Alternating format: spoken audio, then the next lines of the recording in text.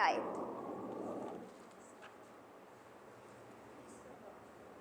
जी, पौलुस रसूल का ख़त कुलसियों की कलीसिया के नाम, उसका 3रा बाब, उसकी 20वीं और 21वीं आयत।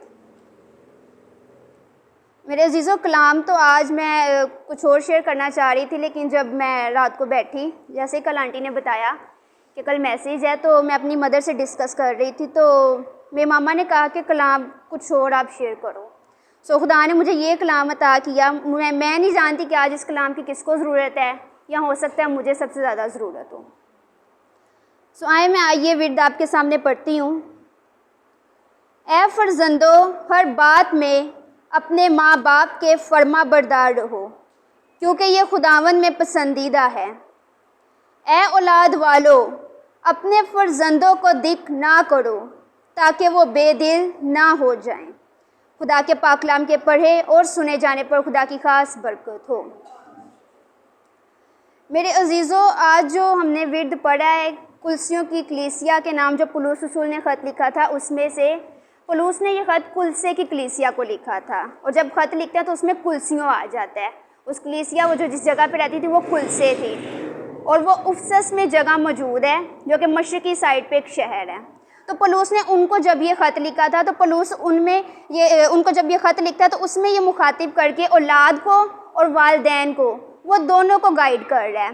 पहले हिस्सा में जब हम देखते हैं 20वीं आयत में, तो वो बता रहा है ए फर्जंदो, यानी कि वो हमसे मुखातिब है, औलाद से मुखातिब है, नौजवानों से मुखातिब है, बेटे और बेटियों से मुखातिब है। वो कह रहा है कि हर बात में अपने माँ बाप के फर्मा बरदार रहो, क्योंकि ये खुदावंद में पसंदीदा है। और अगले हिस्से में यानी दूसरी आयत में वो ये कह रहा है ए औलाद वालो, यानी कि वो माँ बाप से मुखातिब है इस आयत में। और इस आयत में जब वो माँ बाप से मुखातिब है, तो वो कह रहा है कि ए अपने फर्जंदों को दिक ना करो, ताकि वो बेदिल ना हो जाएं। मेरे अजीज़ों, इन 2 आयात में हम जो सबसे बेहतर और अच्छे तरीके से गौर करते हैं वो इन 3 चीज़ों पर करेंगे। वो पहली बात है कि हर बात में, 20वीं आयत के जो पहली लाइन है उसमें वो कह रहा है हर बात में। जब उसने कहा है ए फर्जंदो, हर बात में अपने माँ बाप के फर्मा बरदार रहो। दूसरा, माँ और बाप वो दोनों से मुखातिब है। तीसरा, खुदावंद में पसंदीदा है। अगर हम इस आयत को सामने रखते हुए तमाम बच्चों के लिए, औलादों के लिए, नौजवानों के लिए किताब मुक़द्दस में अगर मिसालें देखें नौजवानों की, तो बहुत ज़्यादा हैं। आप सब इससे बखूबी वाकिफ़ हैं। और उन मिसालों को सामने रखते हुए अगर नौजवान अपनी ज़िंदगी गुजारें तो वाकई में उनकी ज़िंदगी बहुत खूबसूरत हो जाती है। लेकिन इन सब मिसालों से हटकर अगर हम खुदावंद यीशु मसीह की मिसाल देखें, तो वह सबसे बढ़कर है हमारे लिए। खुदावंद यीशु मसीह हर बात में अपनी माँ और बाप दोनों का फर्मा बरदार था। वो इस कदर अपनी माँ बाप का फर्मा बरदार था मेरे अजीज़ों, कि जब वो काने गलील की शादी में गए तो अभी उसका वक्त नहीं आया था मौजज़ा करने का, लेकिन उसकी माँ ने कहा कि उनके पास मैं ख़त्म हो गई है, तो तू उनके लिए कुछ कर। लेकिन खुदा यीशु मसीह ने क्या कहा था, ए औरत, क्या तू नहीं जानती कि अभी मेरा वक्त नहीं आया? लेकिन वो इस कदर अपनी माँ का फर्मा बरदार था कि उसने अपनी माँ के कहने पर वो मौजज़ा वही कर दिया, हालांकि उसका वक्त अभी नहीं आया था। फर्मा बरदारी की ये मिसाल हमें बहुत बड़ी मिलती है मेरे अजीज़ों। जब उसका वक्त नहीं था तब भी उसने अपनी माँ की बात को रद्द नहीं किया और अपनी माँ की बात को माना। फिर अगर हम उसकी माँ की तरफ देखते हैं तो उसकी माँ ने भी उसकी परवरिश में कोई कसर ना छोड़ी। और बचपन से लेकर जवानी तक खुदावंद यीशु मसीह चढ़नी से लेकर सूली तक जब गए, और वह सारी ज़िंदगी उन्होंने अपने माँ और बाप की फर्मा बरदारी में गुजारी। हम अगर देखते हैं तो उसका जो हकीकी बाप था, आसमानी बाप, वो उसी की फर्मा बरदारी में नीचे उतरा था मेरे अजीज़ों, आपके और मेरे गुनाह अपने सर लेने के लिए।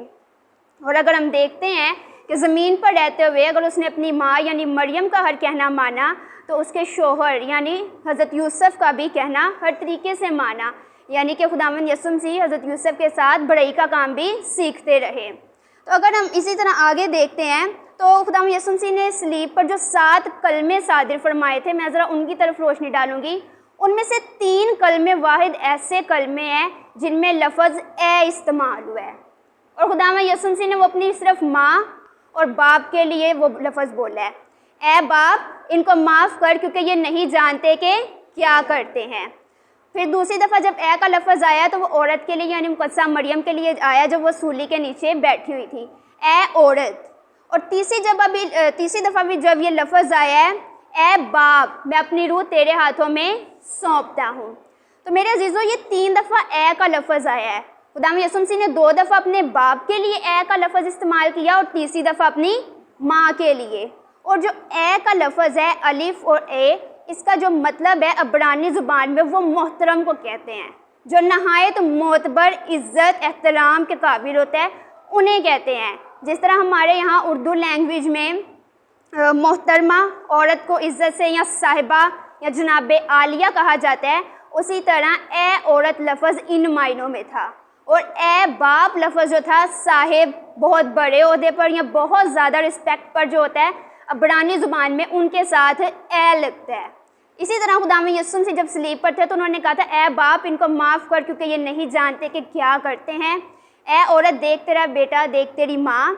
और उसके बाद ए बाप मैं अपनी रूह तेरे हाथों में सौंपता हूँ। इन 3 कलमों के अलावा मेरे अजीज़ों, खुदावंद यीशु मसीह ने किसी कलमे में ए का इस्तेमाल नहीं किया। और क्यों इन 3 कलमों में किया? क्योंकि वो अपने माँ और बाप से मुखातिब हो रहा था। यहाँ पर हमें अपने माँ बाप से बात करने का भी एक लेसन मिलता है कि हमने किस तरह उनसे मुखातिब होना है। खुदावंद यीशु मसीह जब अपनी आखिरी सांसें ले रहे थे, दुनिया के गुनाह उनके ऊपर थे, वो फिर भी अपने माँ और बाप की फरमाबरदारी में थे। जब खुदावंद यीशु मसीह पकड़े गए हैं, उस सारे प्रोसीजर में जब पतरस भी उनके साथ था, तो पतरस को एक जगह पर कहते हैं कि क्या मैं वो प्याला ना पीऊँ जो मेरे बाप ने मुझे दिया है। और एक जगह में जब वो बागे गतसमनी में दुआ कर रहे होते हैं, फिर भी कहते हैं कि ए बाप, यहाँ पर भी ए बाप का लफ्ज़ जो है ना दोबारा आया है। ए बाप अगर तू चाहे तो ये प्याला मुझसे टल जाए, लेकिन फिर भी मेरी नहीं बल्कि तेरी मर्ज़ी पूरी हो। फरमाबरदारी की जो मिसाल है, जो कामिल ज़ात हमें नज़र आती है खुदावंद यीशु मसीह की, उसके अलावा किसी में भी नहीं।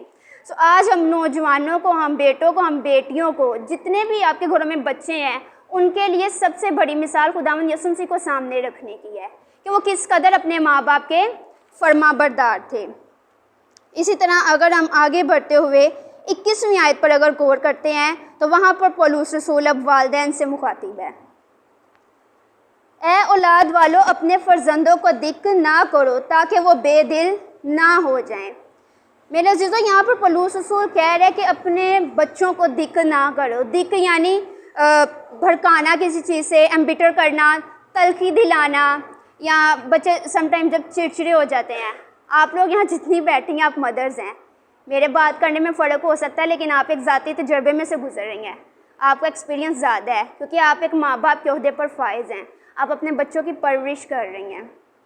सो आप जानती हैं कि बच्चों के साथ जितना हो सके प्यार से अगर आप पेश आते हैं, तो बच्चे शायद आपका कोई ऐसा काम है जो ना कहते हो, ना सुनते हो, तो वो भी कर देते हैं प्यार से कहने से। तो बाइबल मुक़द्दस भी हमें इस चीज़ की तालीम देती है कि अपने बच्चों को दिक ना करो। खुदा के कलाम के मुताबिक हमें अपने बच्चों की परवरिश करनी है। और खुदा का शुक्र है, यहाँ जितनी माएँ बैठी हुई हैं, वो खुदा के कलाम को मद्देनज़र रखकर अपने बच्चों की परवरिश कर रही हैं। अगर इसी तरह हम थोड़ा सा पीछे जाएं, तो इफ्सियों का जो ख़त है, पौलुस रसूल जो इफ्सियों को ख़त लिख रहा है, इफिसस की कलीसिया को, उसके 6 बाब की 4थी आयत में वो कह रहे हैं, वो दोबारा अपने वालिदैन से मुखातिब होकर कह रहे हैं, ए औलाद वालों, तुम अपने फर्जंदों को गुस्सा ना दिलाओ, बल्कि खुदावंद की तरफ से तरबियत और नसीहत दे दे कर उनकी परवरिश करो। यानी कि एक दायरा कार, एक हदूद बता दी गई है बच्चों की परवरिश की, कि किस तरह की परवरिश करनी है। यानी कि खुदा के कलाम में से तरबियत और नसीहत दे दे कर उनकी हम लोगों को परवरिश करनी है। मेरे अजीज़ों, इसका भी हमें सबसे बड़ा नमूना जो है ना खुदावंद यीशु मसीह के वालिदैन का ही मिलता है। जब बच्चे छोटे होते हैं ना, तो हम तभी से उनकी परवरिश स्टार्ट कर देते हैं। अभी जितना ये बच्चा है, बहुत छोटा है, तो दुनिया में कितनी ज़ुबानें बोली जाती हैं। हमारी ज़ुबान डिफरेंट है, बाहर लोगों की डिफरेंट है, पाकिस्तान में कई ज़ुबानें बोली जाती हैं। लेकिन ऐसा क्या कॉन्सेप्ट है कि जब बच्चा पैदा होता है तो वो थोड़ा बढ़ता है, तो वो जिस एरिया में रहता है तो उसको वही ज़ुबान आ जाती है, क्योंकि वो सबसे सुनता है, सीखता है। और साइकोलॉजी के मुताबिक जब बच्चा मुझे एग्जैक्ट याद नहीं, 3 साल या 3 माह का हो जाता है, तो वो जो लफ्ज़ सुनता है ना, वो उसके जहन पे छपते हैं और वो बोलने शुरू करता है। जब बच्चा थोड़ा सा बढ़ता है, वो मामा, बाबा, इस तरह के लफ्ज़ बोलता है। तो क्या जब माएँ बच्चों को जितना बच्चा है ये इतने बच्चों को पास लेटाकर अगर ज़बूर, गीत या दुआएं करती हैं तो क्या वो उसके जहन में नहीं जा रहे होते हैं मेरे अज़ीज़ों। इतनी उम्र का बच्चा भी कलाम सीख रहा होता है।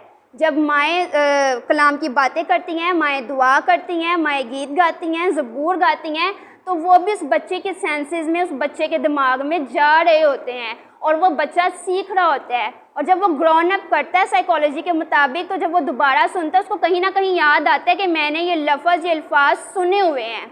वो ज़रूर अपने माइंड में दोहराता है। तो मैं बात कर रही थी कि खुदावंद यीशु मसीह के वालिदैन ही यहाँ पर सबसे बड़ा नमूना हमें नज़र आते हैं तमाम वालिदैन के लिए। जब मुकद्दसा मरियम ने उनकी परवरिश की तो उन्होंने उनकी परवरिश में कोई कसर ना छोड़ी। मुकद्दसा मरियम एक यहूदी औरत थी, एक यहूदी ख़ानदान से तल्लुक़ रखती थी और खुदावंद यीशु मसीह को हम मानते हैं, हम मसीही हैं। खुदावंद यीशु मसीह की परवरिश एक यहूदी घराने में हुई, एक यहूदी ख़ानदान में हुई। एक यहूदी औरत ने उनको पाल पोस कर जवान किया। तो मेरे अजीज़ों, जब हम मुकद्दसा मरियम को देखते हैं तो उन्होंने खुदावंद यीशु मसीह की जब परवरिश की है, उनको जवान किया है, तो उन्होंने शरीयत की हर एक बात को पूरा किया है। खुदावंद यीशु मसीह अपने मुंह से कहते हैं कि मैं शरीयत को रद्द करने, झुटलाने नहीं, बल्कि उसको पूरा करने आया हूँ। तो अगर हम उनकी परवरिश में भी देखते हैं तो खुदावंद यीशु मसीह की परवरिश में भी मुकद्दसा मरियम ने शरीयत को हूबहू पूरा किया। अगर हम शरीयत की किताबें पढ़ें तो वहाँ पर जितनी कुर्बानियाँ, जितने भी उनके रस्म और रिवाज हैं, वो मुकद्दसा मरियम ने सब पूरे किए। खुदावंद यीशु मसीह को हैकल में भी लेके आए जब वो पैदा हुए थे, और वो मंज़र भी सारा बर्दाश्त किया जब उसका बेटा सूली पर चला गया था। तो आज भी हम लोग को एक हकीकी वालिदैन होते हुए हम अपने बच्चों को सिखाना चाहिए कि जो नमूना बाइबल हमें देती है हमें उसी पर चलना है। तो मेरे अज़ीज़ों, यहाँ पर हम सिर्फ अगर बच्चों की परवरिश की बात करें तो हमें उनको सिर्फ दुनियावी तालीम नहीं दिलानी। अगर आपके बच्चे आज कामयाब होकर किसी प्लेटफॉर्म पर चले जाते हैं, उनको बहुत कुछ आ रहा होता है, उनके पास बहुत नॉलेज होता है, लेकिन अगर हमें अपनी तालीम का नहीं पता तो हमारी उस तालीम का भी कोई फ़ायदा नहीं है। हमारी वो वाली सारी तालीम भी ना रायगा हो जाएगी, वो सब भी ज़ाया हो जाएगी जब हमें अपनी हकीकी तालीम का ही नहीं पता होगा। मैं यहूदियत की आपको बात बता रही हूँ, यहूदी औरतों की, जैसा मुकद्दसा मरियम थी। आज भी यहूदी औरतें और शरीयत के ज़माना में भी जब अपने बच्चों को रोटी देती थी ना, तो वो शहद के साथ ना उस रोटी पर आयत लिख देती थी ताकि जब ये खाएं तो इनके अंदर भी जाए। और वो इस कदर अपने कलाम के साथ जुड़ी हुई थी, शरीयत को उन्होंने इस कदर मजबूती से पकड़ा हुआ था। और वो ये रस्म आज तक करती हैं। जब अपने बच्चों को खाने के लिए रोटी देती हैं तो शहद के साथ उसके ऊपर आयत लिख देती हैं, अपनी जो भी उनकी किताब है उसके अंदर से। खुदावंद यीशु मसीह ने भी बनी इस्राएल के लिए, उनके बच्चों के लिए जो आयत कही है वो मैं आप सबों के सामने पढ़ूंगी। जिनके पास कलाम मुकद्दस है वो खोल सकते हैं। यशायाह की किताब, उसका 54 बाब, उसकी 13वीं आयत।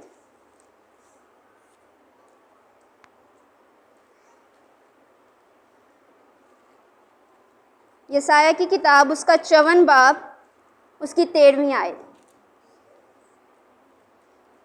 इसका टाइटल है इस्राएल के लिए खुदावंद की मोहब्बत। और खुदा इस्राएल की औलाद और फर्जंदों के लिए ये बात कर रहा है, और तेरे सब फर्जंद खुदावंद से तलीम पाएंगे और तेरे फर्जंदों की सलामती कामिल होगी। खुदा के पाकलाम के पढ़े और सुने जाने पर खुदा की कसरत की बरकत हो। मेरे अजीज़ों, जब हम अपने बच्चों की परवरिश में खुदा के कलाम को तरजीह देते हैं, खुदा के कलाम को अव्वलीन दर्जा देते हैं, तो फिर उनकी तरबियत में भी हमें ये चीज़ें नज़र आती हैं। वो खुदा से तलीम पाते हैं, यानी जब वो खुदा का कलाम पढ़ते हैं तो खुदा अपने गहरे भेद और मुकाशफात उन पर खोलता है, और उनकी जो सलामती है वो कामिल कहा गया यहाँ पर, लंबी उम्र कहा गया यहाँ पर। और खुदा ने कौम बनी इस्राएल को से मुखातिब होते हुए उनके मोहब्बत में जब ये लिखा गया है तो उसमें ये वर्ड्स का जिक्र किया है। सो मेरे अजीज़ों, यहाँ पर जितना भी हासिल कलाम है उससे ये बात ज़ाहिर होती है कि हम अपने बच्चों की जो तरबियत है वो खुदा के कलाम की रोशनी में करें, क्योंकि खुदा का कलाम हमें सिखाता है कि हमें उनकी तरबियत किस तरह करनी है। ज़रूरी नहीं कि हर जगह आप प्यार से समझाएं, जहाँ आपको डांट डपट की ज़रूरत है वो भी खुदा का कलाम कहता है आप ज़रूर करें, क्योंकि खुदा के कलाम में मुकद्दस में लिखा है कि हमें बच्चों की परवरिश उस राह पर करनी है जहाँ पर वो बूढ़े होने तक ना मुड़े। अगर आपको उनके लिए छड़ी भी उठानी पड़ती है तो आप उठाएं, वो जहन्नुम से बचेंगे। खुदा के कलाम में ये लिखा हुआ है। सो आप अपने बच्चों की जो परवरिश है वो इसी तरह कर सकते हैं। और इसके आज के कलाम का जो पहला हिस्सा था वो तमाम नौजवानों के लिए था, बेटों के लिए, बेटियों के लिए था, और जो दूसरा हिस्सा था वो वालिदैन के लिए था। और मेरे अजीज़ों, जब खुदावंद यीशु मसीह को पकड़ा गया था तो वो रास्ते में से गुजर रहे थे तो बहुत बड़ी भीड़ थी, जिसमें से औरतें भी रो रही थी। आप सब इस वाक़या से बखूबी वाकिफ़ होंगे। तो खुदावंद यीशु मसीह ने औरतों को देख के कहा था कि तुम मेरे लिए क्यों रोती हो, अपने बच्चों के लिए रो। अगर ये हरे दरख्त का ये हाल कर सकते हैं तो सूखे का क्या करेंगे। आप सबों को ज़रूरत है कि आज आखिरी वक्त चल रहा है, अपने बच्चों के लिए गिरयाजारी करके रो रो के दुआ करें। उनको भी सिखाएं कि आप सबों को अपनी अपनी सलीब उठाना है और मसीह के पीछे चलना है, क्योंकि वक्त बहुत तेज़ी से गुजर रहा है और ये आखिरी वक्त है। शैतान इब्लीस अपना हर हरबा इस्तेमाल कर रहा है ताकि वो ज़्यादा से ज़्यादा लोगों को अपनी तरफ करे, लेकिन आपने अपने बच्चों की तरबियत और परवरिश इस तरह करनी है कि वो खुदा के कलाम के साथ पेवस्ता रहें। जब आप एक पौधा लगाते हैं तो उसको पानी देते हैं, सूरज उस तक पहुंचता है, हवा उस तक पहुंचती है, आप उसकी काट छांट करते हैं ताकि वो अच्छा फल आवर तनावर दरख्त बने। इसी तरह जब हम बच्चों की परवरिश करते हैं तो हमें सबसे जो ज़रूरी बात है जिस चीज़ पर गौर करनी चाहिए, उनकी जड़ों पर गौर करनी चाहिए।